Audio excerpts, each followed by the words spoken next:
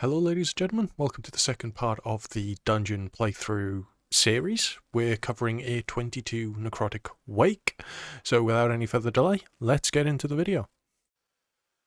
So, unfortunately, there are a few seconds missed at the start of this key. The recording software was having a bit of a fit, so we are in the middle of the first pack. I am playing Destruction for this. The set hasn't changed going from the 21 holes that we did, and this is a literal progression on during that same night.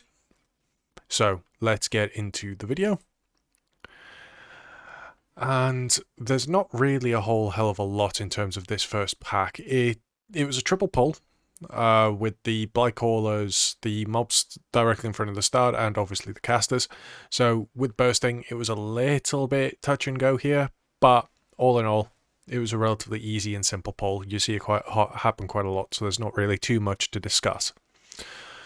Now, we are discussing over comms at this point about a hammer, because you can see that just to the right of the screen a moment ago, there was some sparkling textures. There is actually a hammer there, and if you have monks, demon hunters, and things that have what is referred to as a hard CC, you can actually pick up that extra hammer, which definitely helps when it comes to the later bosses, because it gives you a little bit of freedom with the likes of Stitchflesh.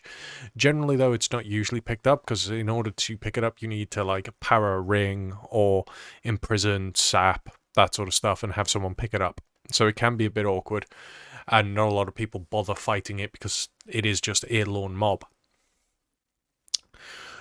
So weapon allocation kind of becomes a thing here. We're discussing who's picking up what weapons and where we're going to use them. The general tactic for this dungeon, as I'm sure a lot of you know, is to bomb weapons on Stitchflesh, especially during tyrannical weeks.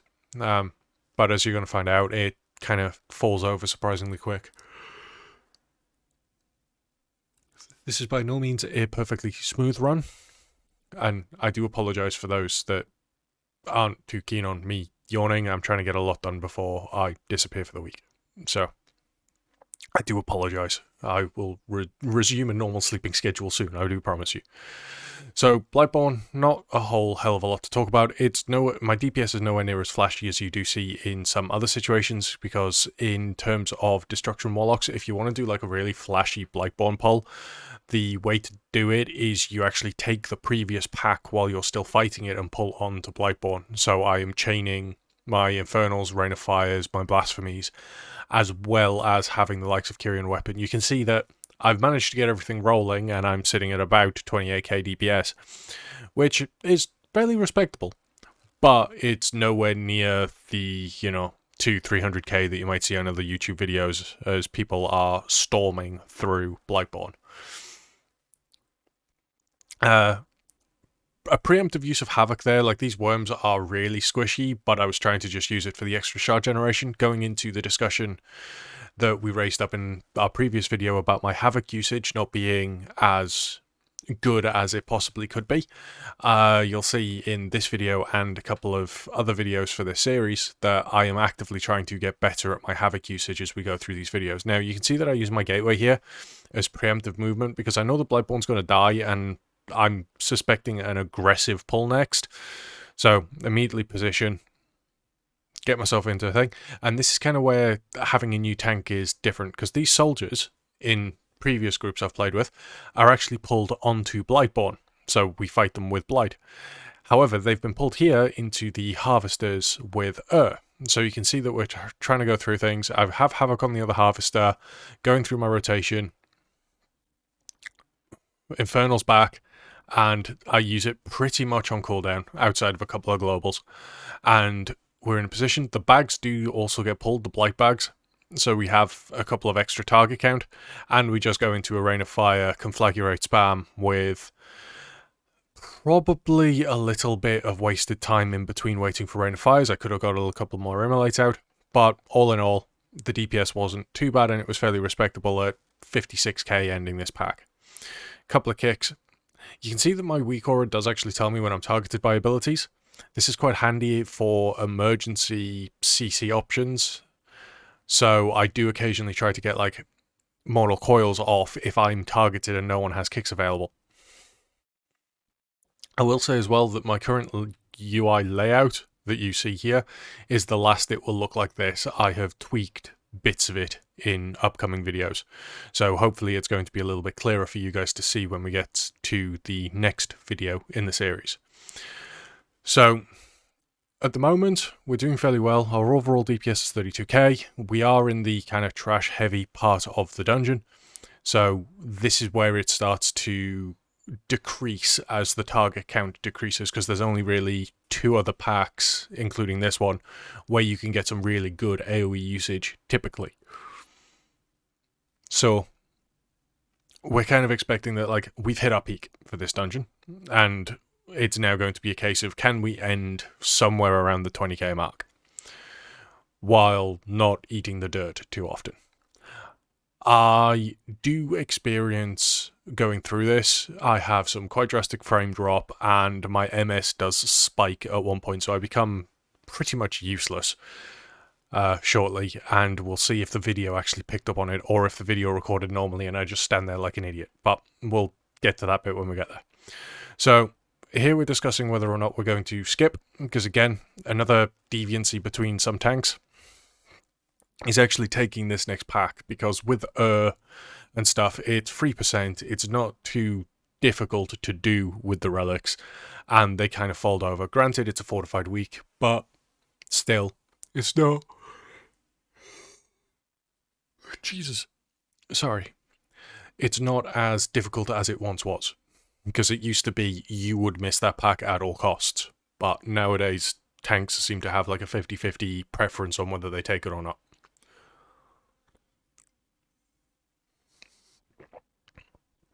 So, I'm here chilling about my Blasphemy Infernal, just wasting time, looking for a invis pot, dismiss my pet. I position myself as close to the alcove as possible to be able to pick up the hammer, because you can still do it. You can actually not need to invis if you're really, really, really tight about threading the eye through the needle to get in between the table and the outbuilding shack thing, whatever it's supposed to be. You can get through there. It's a 50-50 chance for a lot of classes, because if you strafe too far to the right to kind of go over the table, you will pull.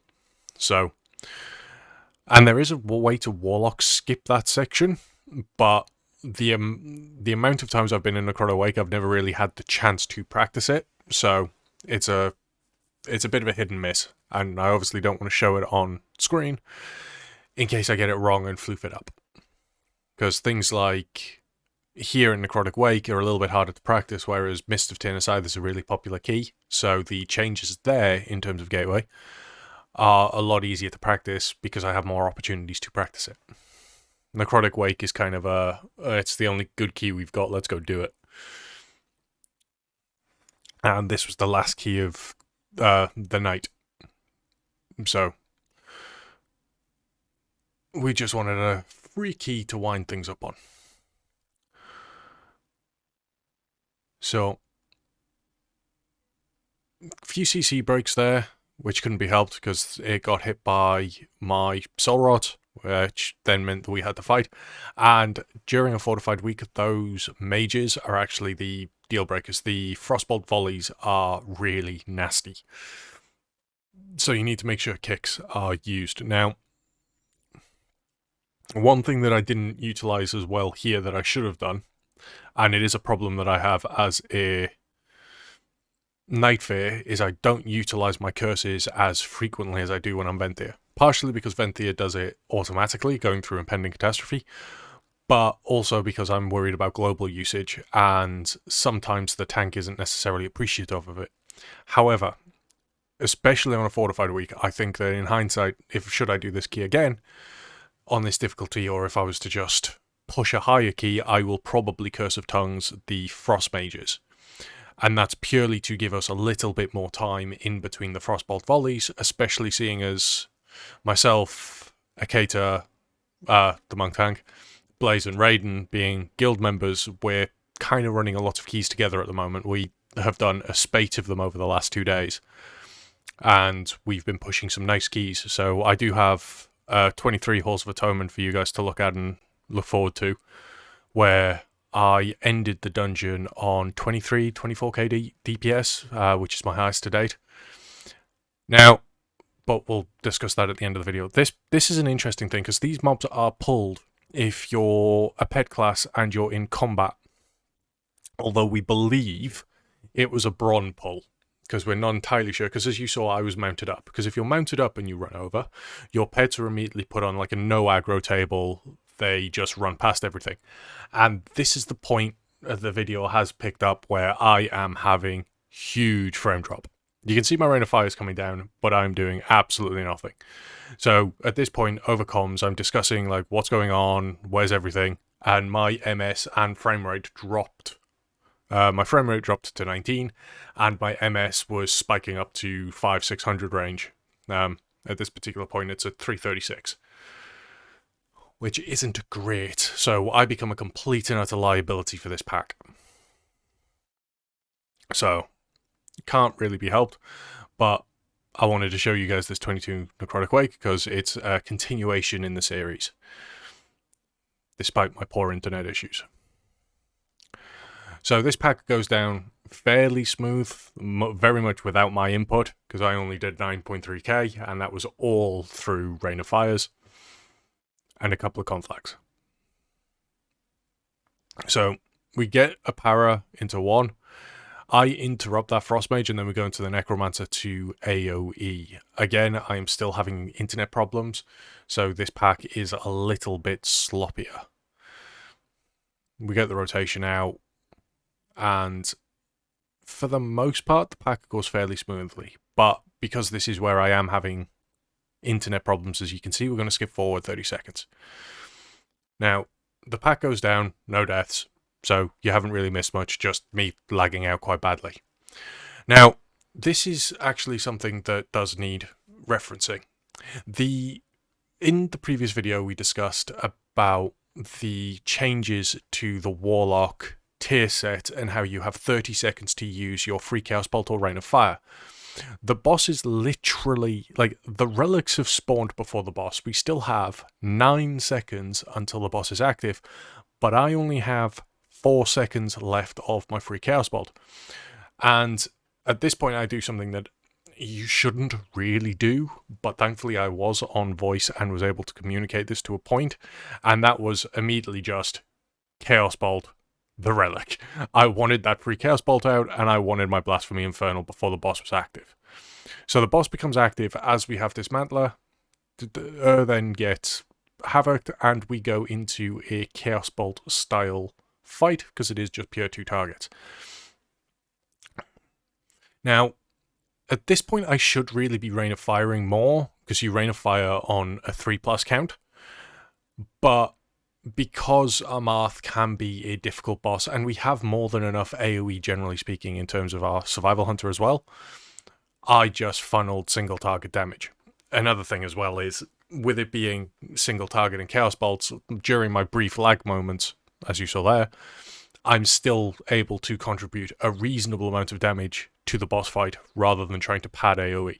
Because in a lagging situation like that, you trying to AoE, although commendable and is generally a good idea, there is a very good chance, especially when you consider that these ads have somewhere between 300 and 125k health, they're going to die. You can see there that I have actually Curse of Tongued the mage to give us more time to deal with its casts.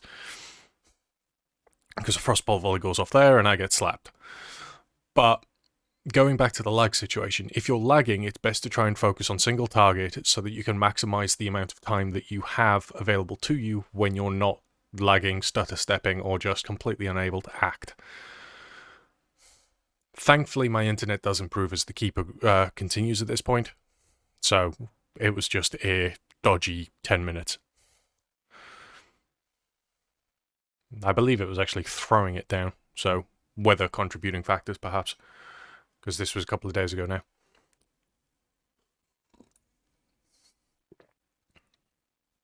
So, bringing it up to speed where we're at, we have both hammer and spear, and we are discussing how we're going to use them. Now, the intention is for me to spear Stitchflesh and hammer Nelthalor, the Rhinebinder, so the final boss. And we're also kind of discussing when we're going to use Bloodlust and how we're going to do things. It's decided that we're going to Bloodlust the last boss because with the amount of weapons that we have, and it being a non-tyrannical week, Stitchflesh is going to fall over. The speed at which he falls over is surprising, but he falls over. Now, unfortunately, that was a point where our hunter, Raiden, or Urban, as he's called in the guild, died, and we're not entirely sure what killed him. We ended up discussing this for a little while after the key, but we think he got caught by the slap that the creation does paired with but the spine crush here wasn't showing when he died. So we think that's what did it, but the problem is with this particular fight space for Destruction Warlocks is there's a bug present, and it's you can read it in the Discord, but essentially when you get your free Rain of Fires or Chaos Bolts, you actually need to Chaos Bolt. And it's something that I keep forgetting because, 3 targets, muscle memory, Rain of Fires.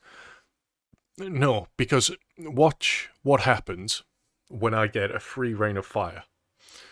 So, 4 stacks.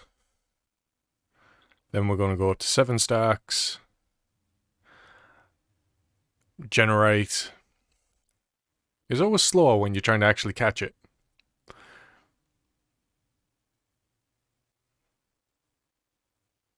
Nine stacks.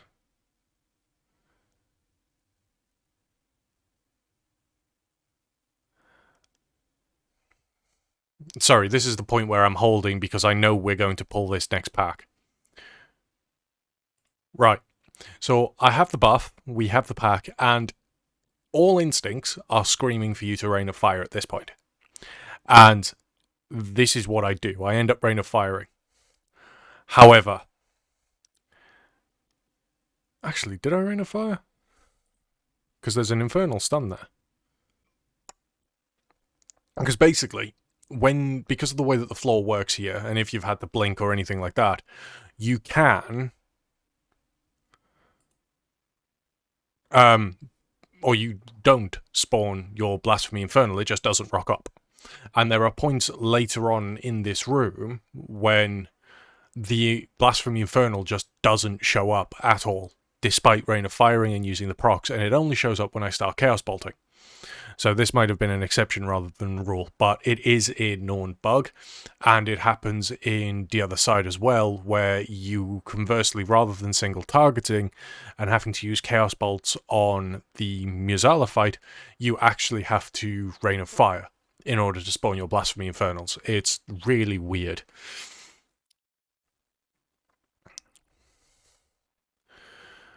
So, you saw there that I did Chaos Bolt and I got my Blasphemy Infernal, but this was primarily out of it being a 2-target fight rather than a 3-target fight, because you could get away with Chaos Bolting at that time. So, Curse of Tongues is starting to be used at this point to give us that little bit more time for kicks. Again, kind of like lack of communication, so me and Blaze both kicked at the target, with Blaze being a fraction faster, and me therefore wasting my pet's kick.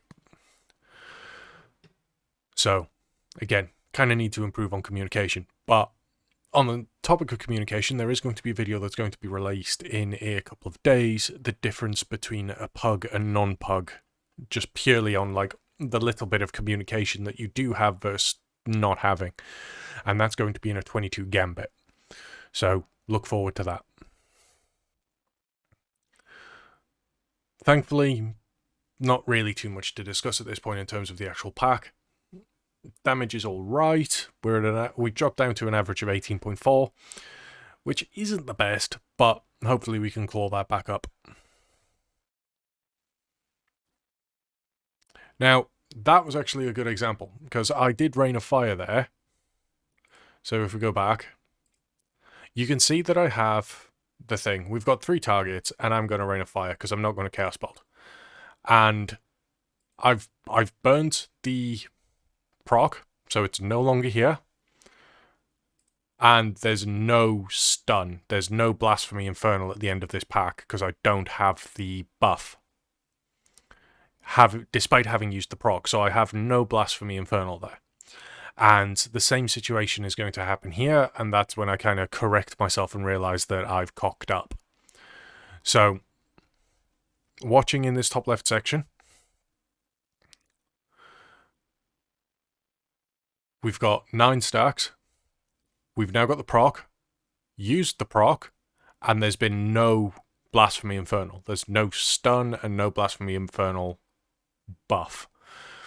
And this is kind of the problem that you have. So, despite being in these large AoE settings where you need to be, or you should be Rain of Firing, you need to remember, at least for these 2 specific packs just before Stage Flesh, where you end up with no Blasphemy Infernal. And you can see that I did manage to proc it briefly, purely through a Chaos Bot. So this is me correcting myself as we go through the dungeon. But it is a bug you need to be aware of, especially if you do want to push higher keys or you're pushing for that little bit more damage. Now this is another thing. You know, I've got 20 seconds left on the buff, and we have this RP moment. It's a really irritating thing that you've got to now start being aware of, especially with the tier set, but thankfully we're not too bad. Now, Chaos, Bolt, Havoc window, 2 targets, Sustained Cleave. No point really Rain of Firing, especially given the fact that one of the assistants is going to run around, so it isn't going to be in your Rain of Fires. And honestly, I despise this Morbid Fixation because it has like a 20-yard range. And Urban goes down again. Not entirely sure what to, but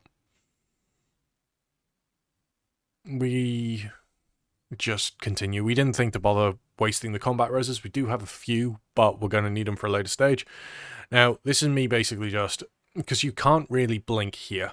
Using Blink or Soul Shape on this floor, for some reason, will send you in directions that you had no intention of going in. And that's because you'll either catch on something or the floor's not quite coded right. Now, I do risk a Soul Shape there because I only wanted to get a small distance in front of me. But I have had situations where I've used Soul Shape in the past and it's actually sent me backwards. So that was a very, very risky play on my end, but thankfully it did pay off. I'm sure anyone that mains Mage or has tried Soul Shaping on this floor before can attest to, you know, being caught on the ring or going to Soul Shape and still being clouted by the Morbid Fixation. Now, one thing that I have kind of learned going from this, or the previous dungeon into this one, is to try and use my Infernal pretty much on cooldown and just trust the tank. And that's something that is definitely going to show itself when we compare the 21 Halls of Atonement I did to the 23 and kind of the DPS difference and how things play out. So, there is a marked improvement over the course of this series as to where my DPS is, which hopefully will also help you guys. It's good being back into pushing keys, because we're nearly at 3,100 IO score, which is nice. It's a rather drastic improvement from where we were a few days ago. Now, these packs are fairly common. The only concern that you really need for these gore grinds is the Gut Slice, which is a frontal cone, and it can catch melee DPS out, but given the fact that Urban mains a melee DPS, he's not likely to be caught out by it, and our tank is obviously well aware of the problem. So, Gut Slice is kind of rendered a mute point. Now, this next one does have a bit of a problem, Rot Spew, and this is primarily because of the puddle that he throws out. So, the way the puddle targets players is wherever you are will be the center of it when it hits you, so you can't really escape it as easily. It's not like you can bait it in a location and then blink out, it will still land on you. And the amount of damage it does is the exact same as the amount of damage as the AoE damage that's ticking from him with the buff that you can see on him. Which means that for a melee DPS, if the splash targets you and you're within melee range, for a brief moment you're essentially going to be taking double the damage from his rot spew or his spew disease. Which really doesn't help when you're something as squishy as, say, a survival hunter. Now, Urban does a fantastic job of dancing around everything, but with it being a storming week, it's not great. So you can see there that I tried moving in a direction and it still pretty much landed dead center on me for a frame as I was still running out of it as it hit me. So it's not really something you can bait, you just need to be prepared to move once it hits you, and move quickly. Now, Stitchflesh, we have weapons. This is going to be a really, really fast encounter. Oh, Jesus, I do apologise for the yawning. It's been a long couple of days. So, just kind of waiting for the healer to get their mana back. Again, this healer was the same that joined us for our previous pull, or previous dungeon, so no communication with us. So we're just waiting for them to type in chat and go through everything for us. And just be like, yeah, I'm good to go, we're safe, pull type situation, because the last thing you want to do is pull when a healer has no mana. And although you can get with the amount of AoE/cleave damage that we have on burst, getting is somewhat, or sometimes challenging. So we managed to get out without a problem.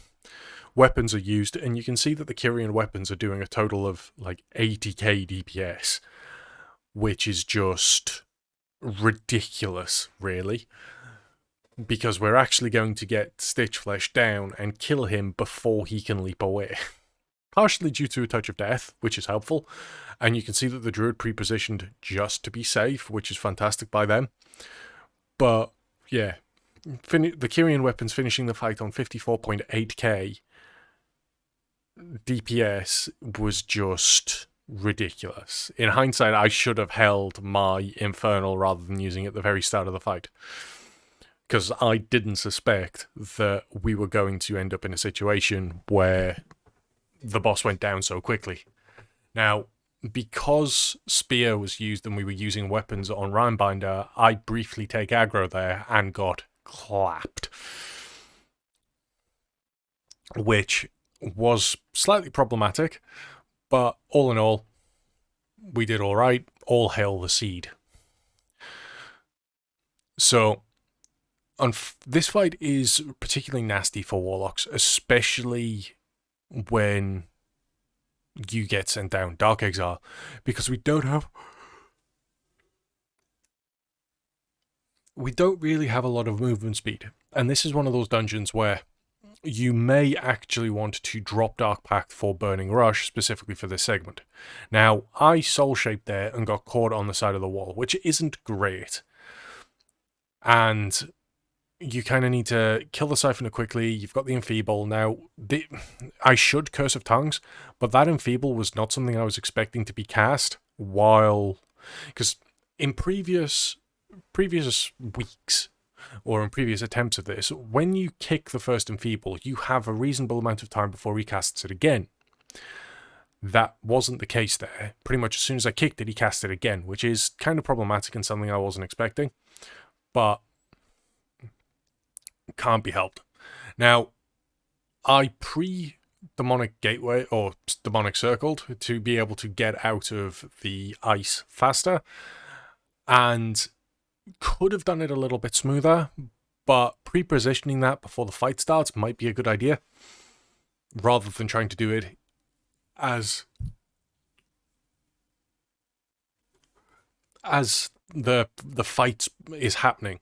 Because at the end of the day, had I not stopped to cast, I could have got that deeper into the corner and given us a little bit more space. Because again, with it taking so long to do the Dark Exile phase as a Warlock, you do come back up and you remove a lot of the fight encounter space because you take up like a quarter of the room with your circle. which is never great. Thankfully, though, I'm not really punished for it because I'm not sent down again a second time. This was quite good in that all of us as DPS were being sent down and kind of rotated through.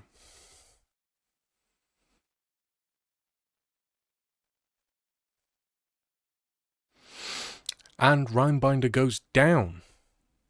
So it wasn't by any chance, or what? It wasn't the smoothest run by any stretch of the imagination, and there were errors, problems, and a bit of lag on my end. But you can see that by utilizing the weapons and trying to remember key parts, like the bug, for instance, in the mobs leading up to Stitch Flash, and utilizing Rain of Fires, Infernals, and things like that, that it's still a relatively free key, even with the problems, because there were packs there where the guys were basically playing as a 4-man team rather than 5-man, which is a shame, but can't be helped. It did mean that we went into a 23 DOS. Now, I don't have that 23 DOS because unfortunately it was a sacked key and instead became a 22 DOS. So do look forward to the 22 that I'll cover. They'll be released within the next day or so, and I will catch you in the next one. Take it easy, folks, and take care.